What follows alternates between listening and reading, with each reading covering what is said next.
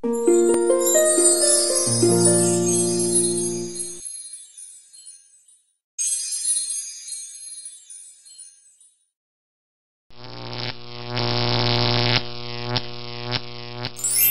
semuanya, jadi pada video kali ini kita akan membahas mengenai materi Consolidated Financial Statement After Acquisition. Apa sih laporan keuangan konsolidasian itu? Jadi, menurut PSAK 65, laporan keuangan konsolidasian adalah laporan keuangan suatu kelompok usaha yang di dalamnya aset, liabilitas, ekuitas, penghasilan, beban, dan arus kas dari entitas induk dan entitas anak disajikan sebagai suatu entitas ekonomi tunggal. Sebelum kita membahas lebih lanjut mengenai laporan keuangan konsolidasian, saya akan membahas mengenai metode pencatatan investasi. Metode pencatatan investasi dalam perusahaan itu dipengaruhi oleh beberapa faktor, antara lain besarnya investasi, ini biasanya berupa persentase kepemilikan atas investasi tersebut, lalu sejauh mana kontrol pengendalian investor terhadap investasi, dan marketability dari investasi tersebut. Terdapat 3 level pengaruh atau pengendalian oleh investor terhadap investasi, yaitu no significant influence, di mana besarnya kepemilikan atas investasi itu kurang dari 20%, dan pencatatannya akan menggunakan metode cost. Lalu ada significant influence, besarnya kepemilikan investasi adalah 20% sampai 50%, dan pencatatannya akan menggunakan metode equity. Dan selanjutnya itu ada effective control, di mana kepemilikannya di atas 50%, dan untuk pencatatannya itu dapat menggunakan metode cost atau metode equity, dan perlu dilakukan yang namanya konsolidasi. Lalu berikut terdapat contoh sebuah reporting entity atau entitas pelaporan. Jadi di sini PT-Y memiliki kepemilikan atas PT-X sebesar 90% dan atas PT-Z sebesar 10%. Lalu other investor juga memiliki kepemilikan 10% atas PT-X. Maka dapat dikatakan PT-Y itu adalah parent atau induk, PT-X merupakan subsidiary atau anak dari PT-Y, dan other investor itu merupakan non-controlling interest. Jadi di sini dapat dikatakan bahwa PT-Y ini memiliki kontrol yang efektif terhadap si PT-X. Maka saat parent memiliki kontrol efektif terhadap subsidiary, maka parent harus membuat yang namanya Consolidated Financial Statement atau laporan keuangan konsolidasian. Apa sih tujuannya? Tujuannya itu adalah untuk melihat pengaruh dari earning subsidiary terhadap entitas konsolidasi dan non-controlling interest-nya. Lalu langkah-langkah untuk membuat laporan konsolidasi. Jadi step yang pertama, kita harus mengeliminasi investment account pada subsidiary. Lalu setelah itu, kita harus mengalokasikan difference between implied value and book value yang nominalnya bisa diperoleh dari CAD schedule yang sudah dibuat. Lalu step ketiga, itu kita harus mengeliminasi intercompany transaction, contohnya seperti transaksi utang piutang dan adanya pembagian dividen.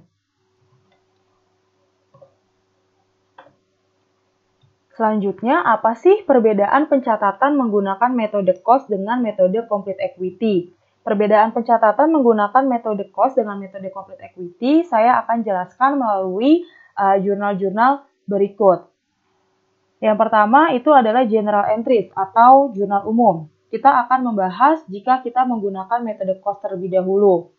Yang pertama, kita harus membuat jurnal untuk mencatat initial investment, yaitu investment in S company pada cash nominalnya sebesar nilai investasinya. Lalu yang kedua, itu kita membuat jurnal untuk mencatat penerimaan dividen. Jurnalnya adalah cash pada dividen income. Nominalnya bisa diperoleh dari dividen yang dibagikan oleh subsidiary dikali dengan persentase kepemilikan saham. Sedangkan untuk metode complete equity, yang pertama, kita juga harus membuat jurnal untuk mencatat initial investment, yaitu investment in S company pada cash sebesar nilai investasinya. Lalu yang kedua, kita juga mencatat penerimaan dividen dari subsidiary, jurnalnya cash pada investment in S company. Nominalnya juga diperoleh dari dividen yang dibagikan oleh subsidiary dikali dengan persentase kepemilikan. Selanjutnya, kita juga perlu membuat jurnal untuk mencatat laba atas subsidiary, yaitu jurnalnya Investment in S Company pada Equity in Subsidiary Income. Nominalnya bisa diperoleh dari laba bersih subsidiary dikali persentase kepemilikan. Perbedaan pencatatan antara metode cost dan metode complete equity ini dikarenakan pada saat parent menggunakan metode complete equity, maka parent harus mengadjust atau menyesuaikan saldo investment pada subsidiary ketika parent melakukan pencatatan atau pengakuan atas distribusi laba bersih dan penerimaan dividen. Berikutnya, elimination entries. Untuk metode cost, kita perlu membuat yang namanya jurnal reciprocity. Jurnalnya adalah Investment in S Company pada beginning retained earning P Company. Lalu, kita juga harus mengeliminasi investment account pada subsidiary. Jadi, kita akan mengeliminasi nilai ekuitas dari subsidiary, juga investment in S Company yang kita punya. Jurnalnya adalah common stock, retained earnings, other contributed capital, difference between implied value dan book value pada investment in S Company dan non-controlling interest. Sedangkan untuk metode complete equity, kita perlu membuat jurnal eliminasi investment account pada subsidiary yang jurnalnya sama seperti metode cost. Kenapa pada saat menggunakan metode complete equity, kita tidak perlu membuat jurnal reciprocity? Karena tujuan dibuatnya jurnal reciprocity itu adalah untuk mengakui penghasilan yang belum didistribusikan oleh subsidiary dari tanggal akuisisi hingga awal tahun berjalan. Sedangkan pada saat parent menggunakan metode complete equity, maka parent sudah menyesuaikan nilai investasi di subsidiary dengan distribusi laba bersih dan pembagian dividen oleh subsidiary. Jurnal reciprocity ini baru akan dimunculkan sejak kepemilikan parent atas subsidiary memasuki tahun kedua. Jadi misalnya, akuisisi dilakukan pada tahun 2019, maka jurnal reciprocity akan dibuat pada awal tahun 2020 dengan menghitung perubahan return earning per 1 Januari 2020 dibandingkan dengan pada saat akuisisi, yaitu pada tahun 2019. Lalu jika kita membutuhkan jurnal reciprocity di tahun 2021, maka kita perlu menghitung perubahan return earning per 1 Januari 2021 dibandingkan pada saat dengan akuisisi, yaitu tahun 2019. Nominal pada jurnal reciprocity ini diperoleh dari besarnya persentase kepemilikan parent atas subsidiary dengan perubahan return earning subsidiary pada awal tahun tersebut dengan return earning pada saat terjadinya akuisisi. Contohnya, pada 1 Januari 2019, PTA mengakuisisi 80% saham PTB. Nilai ekuitas dari PTB pada saat akuisisi terdiri dari common stock 100.000 dan return earning-nya 200.000. Lalu disajikan data return earning PTB per tanggal 31 Desember 2019 sampai 2022. Maka, saat kita akan membuat jurnal reciprocity tahun 2020, jurnalnya adalah Investment in S pada beginning return earning P Company.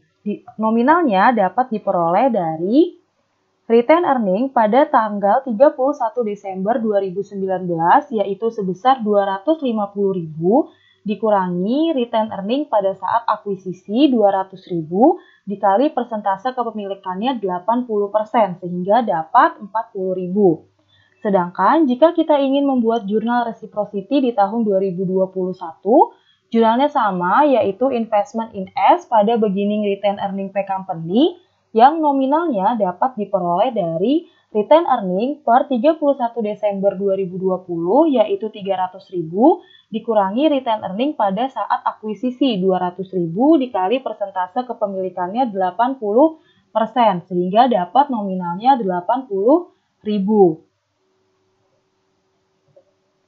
Jurnal reciprocity ini dibuat pada akhir tahun ketika perusahaan induk atau parent ingin melakukan konsolidasi laporan keuangan dan dibuat sebelum parent melakukan pencatatan berupa jurnal eliminasi.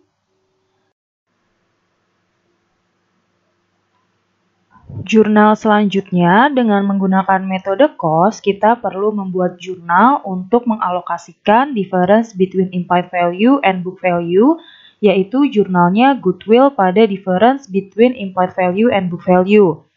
Lalu setelah itu kita juga perlu membuat jurnal eliminasi atas intercompany dividend income. Jurnalnya dividend income pada dividend declare ini nominalnya bisa diperoleh dari dividen yang dibayarkan oleh subsidiary dikali dengan persen kepemilikan saham. Lalu sebagai tambahan, saldo akun difference between implied value and book value itu dari tahun tertentu ke tahun-tahun berikutnya tetap sama, tidak mengalami perubahan. Selanjutnya, jika dengan menggunakan metode complete equity, kita juga perlu membuat jurnal untuk mengalokasikan difference between implied value and book value. Jurnalnya juga goodwill pada difference between implied value and book value.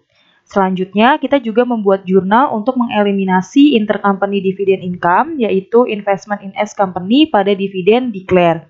Nominalnya juga dapat diperoleh dari dividen yang dibagikan oleh subsidiary dikali persentase kepemilikan. Setelah itu, kita juga harus membuat jurnal untuk mengeliminasi laba atas subsidiary. Jurnalnya adalah equity in subsidiary income pada investment in S company. Nominalnya bisa diperoleh dari laba bersih subsidiary dikali dengan persentase kepemilikan.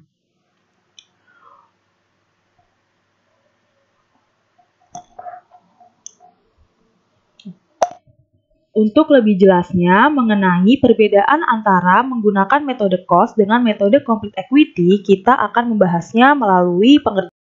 Pada 1 Januari 2020, Love Company membeli 80% kepemilikan atas Matter Company senilai $640.000. Pada saat akuisisi, nilai ekuitas dari Matter Company itu terdiri dari common stock $500.000, other contributed capital $50.000, dan return earning-nya $200.000.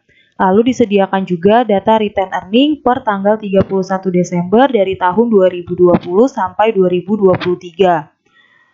Matter Company juga mengumumkan dan membayarkan dividen sebesar $50.000 setiap tahunnya, dan kita diminta untuk menyiapkan jurnal yang diperlukan dari tahun 2020 sampai 2023 jika kita menggunakan metode cost dan menggunakan metode equity. Pertama, saya akan menjelaskan mengenai pembuatan jurnal dengan menggunakan metode cost. Kita mulai dari tahun 2020. Jurnal pertama yang harus dibuat untuk tahun 2020 itu adalah jurnal untuk mencatat initial investment-nya, yaitu jurnalnya adalah investment in S company pada cash sebesar $640.000. Setelah itu, karena Matter Company ini mengumumkan dan membagikan dividen setiap tahunnya, maka kita perlu membuat jurnal untuk mencatat penerimaan dividennya, yaitu cash pada dividen income sebesar $40.000, di mana $40.000 ini diperoleh dari dividen yang dibayarkan oleh Matter Company, yaitu sebesar $50.000 dikali persentase kepemilikannya 80%. Selanjutnya, kita akan membuat CAD schedule untuk mengetahui nilai difference between implied value and book value sebelum kita membuat jurnal eliminasi. Untuk pembuatan CAD schedule ini, caranya sama seperti yang sudah diajarkan di video materi sebelumnya. Jadi, untuk implied value-nya, ini kita masukkan nilai initial investment-nya, yaitu sebesar $640.000. Lalu, untuk mencari total yang 100%, itu kita bisa dapatkan dari nilai inisial investment-nya $640.000 dibagi dengan persentase kepemilikan parent 80%, dapat $800.000. Lalu, untuk nilai NCI-nya itu kita bisa peroleh dari $800.000 dikurangi $640.000, sehingga dapat $160.000. Setelah itu nanti implied value akan kita kurangi dengan book value of equity dari si subsidiary-nya, di mana nilai common stock pada saat akuisisi sebesar $500.000, other contributed capital-nya $50.000, dan return earnings-nya $200.000. di mana common stock, other contributed capital, dan retained earning ini akan dialokasikan ke parent sebesar 80% dan ke NCI sebesar 20%. Setelah itu nanti kita akan selisihkan implied value dikurangi dengan total book value of equity, kita akan memperoleh nilai dari difference between implied value and book value-nya sebesar 50.000 dan nantinya akan dialokasikan ke goodwill sebesar 50.000. Lalu kita selanjutnya membuat jurnal eliminasi. Pertama, kita akan mengeliminasi investment account pada subsidiary, yaitu jurnalnya common stock, retained earnings, other contributed capital, difference between implied value and book value pada investment in S company, dan non-controlling interest. Untuk nilai common stock sebesar 500.000 itu diperoleh dari nilai common stock pada saat akuisisi. Retained earnings-nya juga 200.000 diperoleh pada saat nilai akuisisi. Other contributed capital yang 50.000 juga diambil dari nilai other contributed capital pada saat akuisisi. Lalu untuk nilai difference between implied value and book value kita bisa ambil dari CAD schedule yang sebelumnya telah kita buat. Untuk nilai investment in S company ini kita bisa peroleh dari total common stock sampai difference between implied value and book value dikali dengan persentase kepemilikan parentnya 80%. Sehingga dapat nominalnya 640.000. Untuk yang non-controlling interest caranya juga sama, itu dari total common stock sampai dengan difference between implied value and book value dikali dengan persentase NCI-nya 20%. Lalu, kita akan mengalokasikan difference between implied value and book value ke goodwill. Jurnalnya adalah goodwill pada difference between implied value and book value senilai 50.000. Dan setelah itu, karena terdapat transaksi intercompany dividend income, maka kita perlu mengeliminasi dividend income tersebut. Jurnalnya adalah dividend income pada dividend declare senilai $40.000. Untuk jurnal yang diperlukan pada tahun 2020 sudah selesai, sehingga kita bisa melanjutkan untuk membuat jurnal yang diperlukan pada tahun 2021.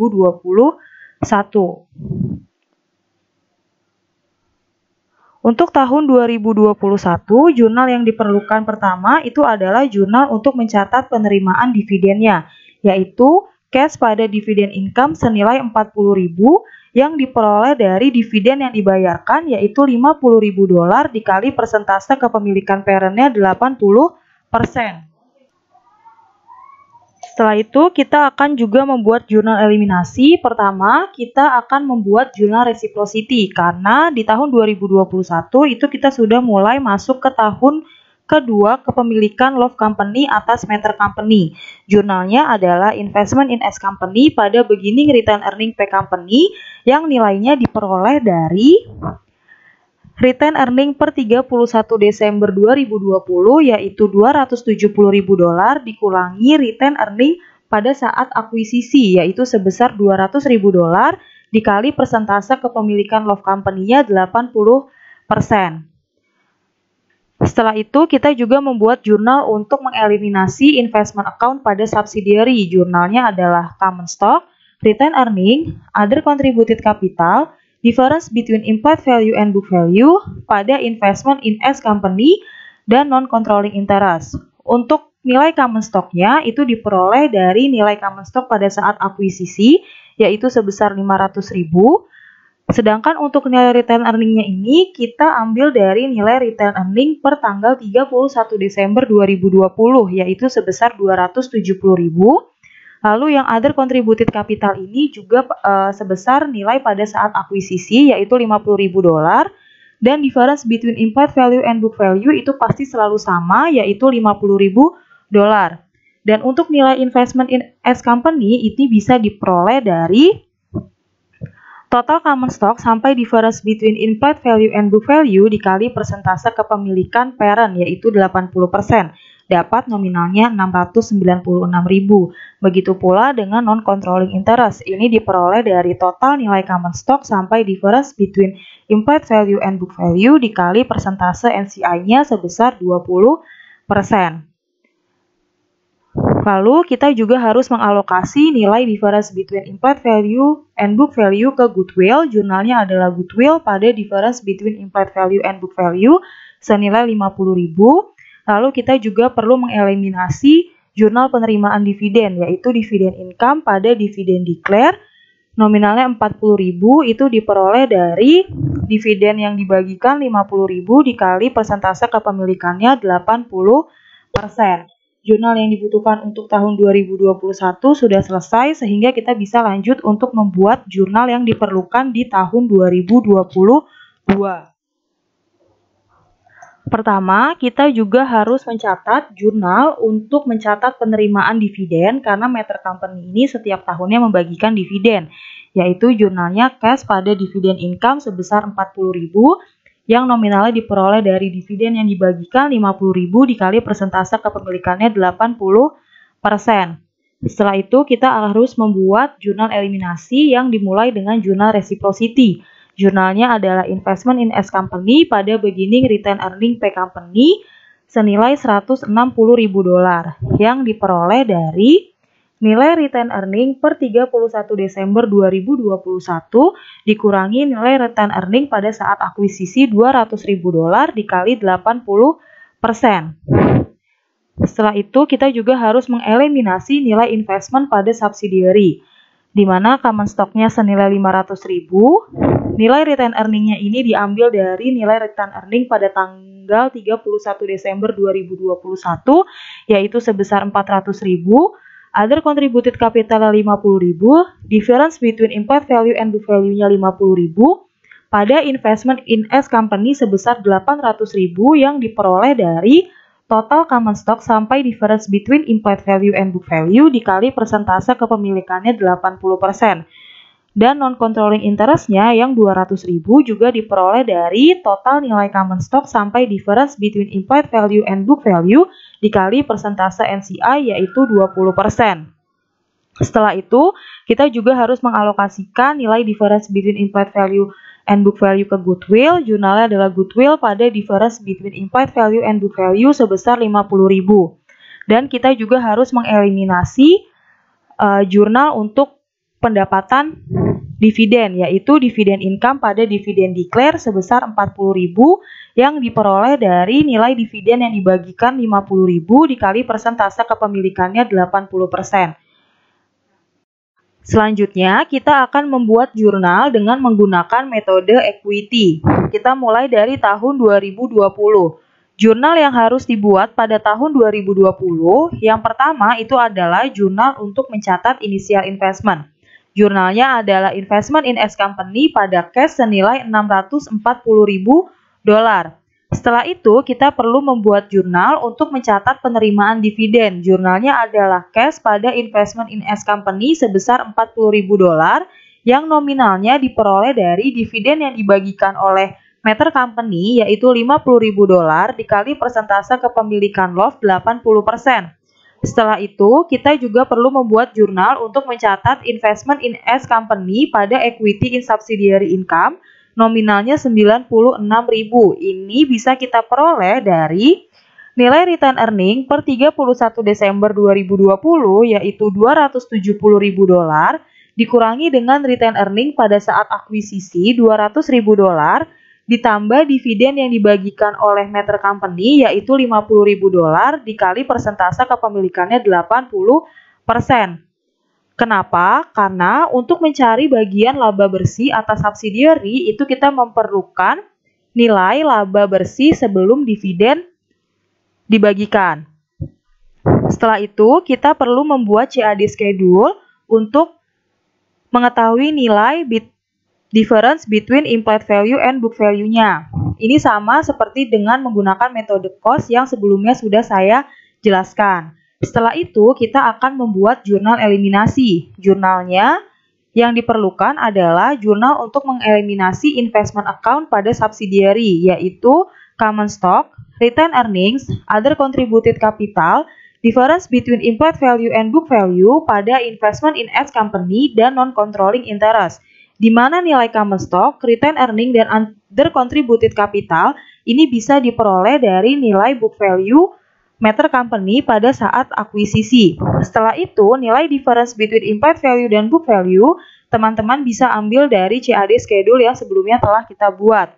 Setelah itu untuk nilai investment in S company itu diperoleh dari total nilai common stock sampai difference between implied value and book value dikali persentase kepemilikan LOF yaitu 80%.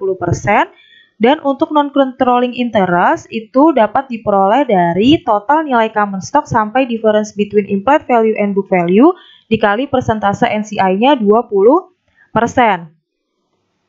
Setelah itu, kita akan mengalokasikan difference between implied value and book value ke goodwill. Jurnalnya adalah goodwill pada difference between implied value and book value sebesar $50.000.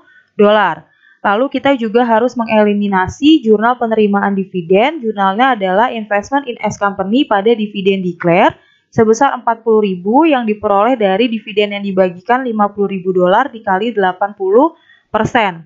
Setelah itu kita juga mengeliminasi bagian laba atas subsidiary. Jurnalnya adalah equity in subsidiary income pada investment in S company senilai $96.000 yang nominalnya itu diperoleh dari return earning per 31 Desember 2020 yaitu $270.000 dikurangi $200.000 ditambah dividen yang dibagikan oleh Matter Company $50.000 dikali 80%.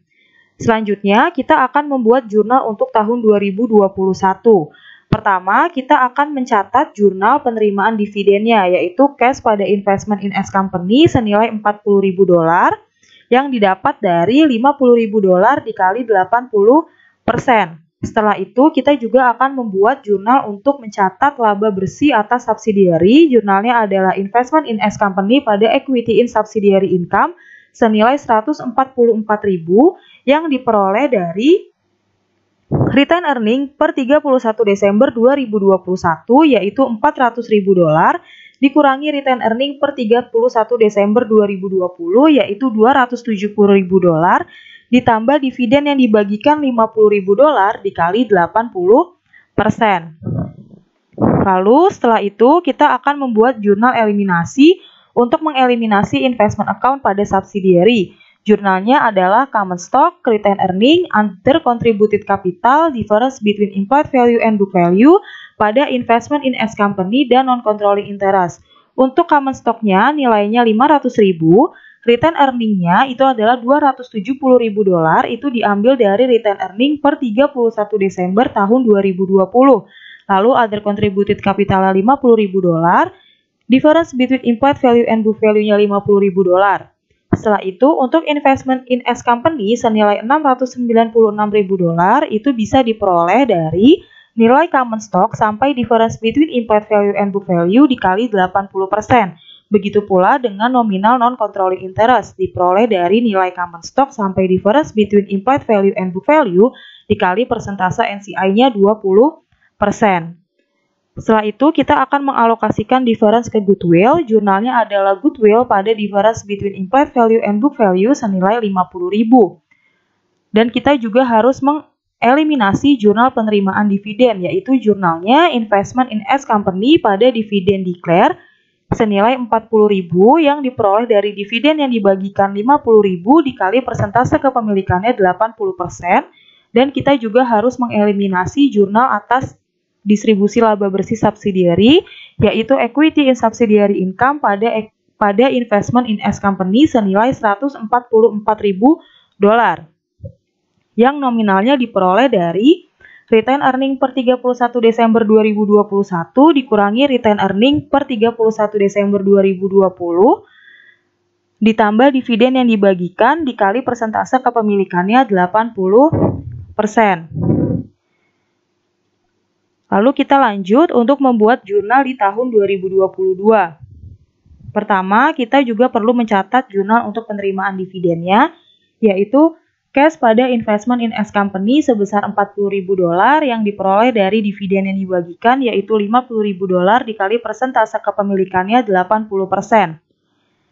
Setelah itu, kita juga mencatat jurnal untuk mengakui laba bersih atas subsidiary. Jurnalnya adalah investment in S company pada equity in subsidiary income, yaitu $80.000 yang diperoleh dari return earning per 31 Desember 2022 dikurangi return earning per 31 Desember 2021 ditambah dividen yang dibagikan dikali dengan persentase kepemilikan LOF, yaitu 80%.